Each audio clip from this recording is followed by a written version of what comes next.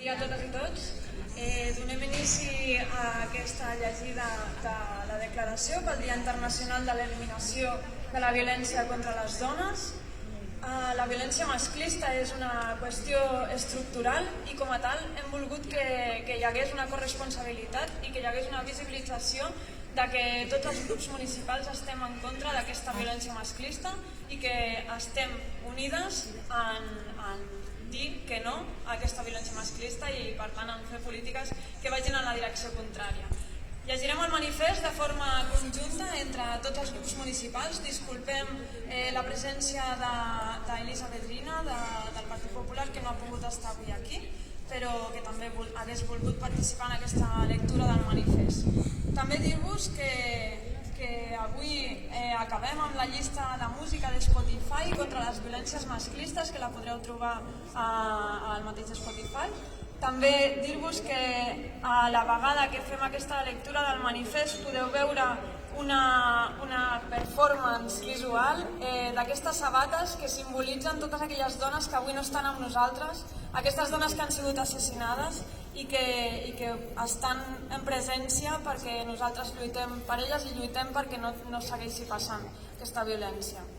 També veureu un mapa dels feminicidis d'aquest últim any, veureu que són molts casos i que certament és una violència contra la que cal posar tots els recursos i que cal lluitar de forma responsable per tota la societat. Així que moltes gràcies, dono entrada a la lectura del manifest.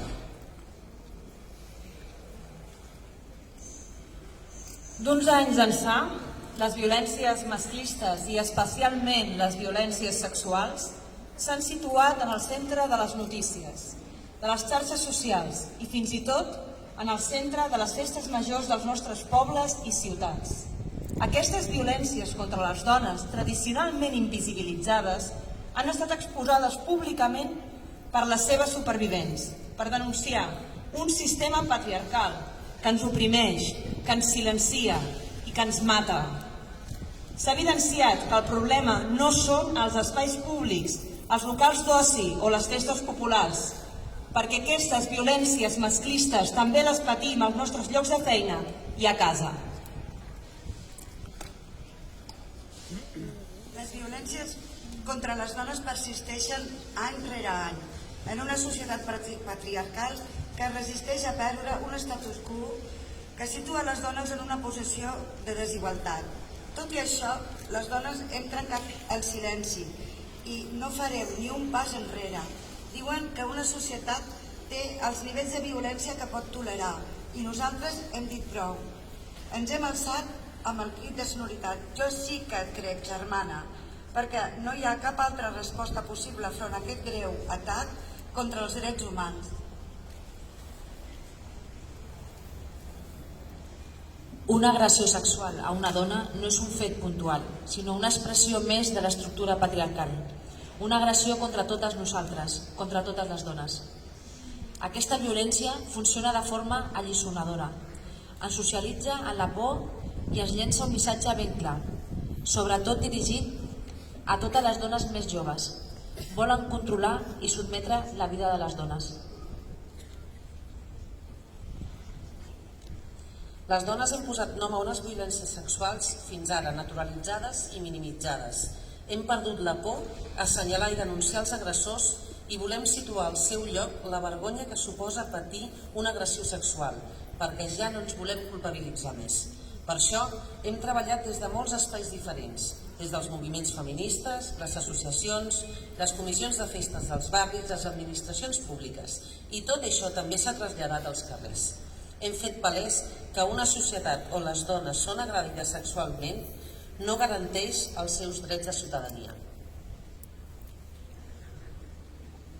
Encara avui es fa imprescindible seguir treballant conjuntament i coordinadament amb la implicació de totes les administracions i agents socials per l'erradicació de totes les violències masclistes i la reparació de totes les supervivents.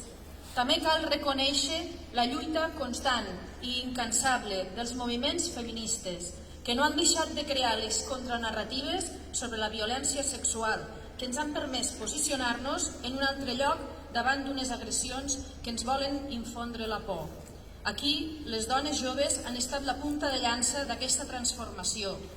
Elles són les protagonistes d'aquest punt d'inflexió, esdevenint la generació d'un canvi tan urgent com imprescindible.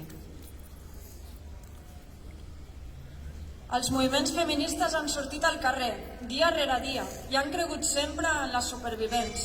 Han fet saber que el consentiment és un element central a l'hora d'entendre la sexualitat, que el consentiment és reversible i que cal renovar-lo, que només un sí és un sí i que tot això és innegociable. També han denunciat una justícia patriarcal que reprodueix el sexisme en les seves sentències i deixa impunes als agressors.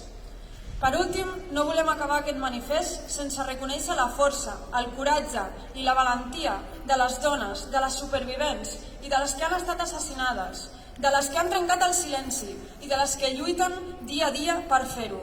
Germanes, no esteu soles. El moviment feminista és imparable i la nostra sororitat és la nostra força. Cridem juntes, si ens toquen a una, ens toquen a totes.